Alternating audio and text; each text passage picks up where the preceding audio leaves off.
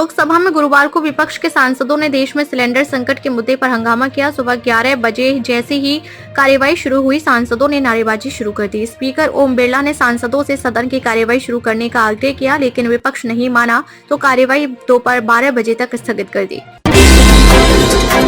Election commission के एक senior अधिकारी ने गुरुवार को कहा कि पश्चिम बंगाल असेंबली चुनाव 2 फेज में हो सकते हैं। उन्होंने कहा कि ईसी के नई दिल्ली ऑफिस में मीटिंग के एक और राउंड के बाद आखिरी फैसला लिया जाएगा। अधिकारी ने कहा, पश्चिम बंगाल में 294 सीटों के लिए असेंबली चुनाव अगले महीने से 2 फेज में होने की संभावना है।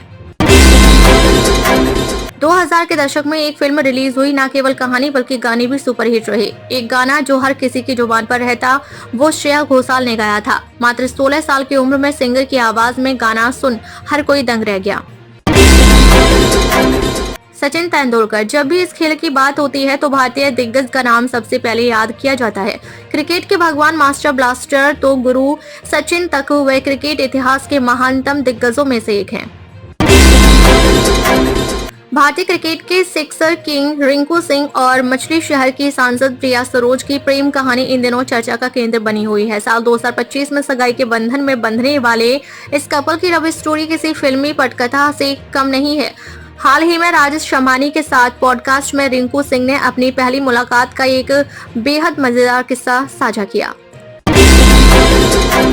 दुनिया भर में गैस और तेल के संकट के बीच ईरान ने भारतीय जहाज को हॉर्मुज जलडमरू मध्य से गुजरने की अनुमति दे दी है। इजरायल और अमेरिका से जंग के बीच ईरान ने इस रास्ते पर रोक लगा दी थी और चेतावनी दी थी कि कोई जहाज इधर से गुजरेगा तो उसे खामियाजा भुगतना पड़ेगा।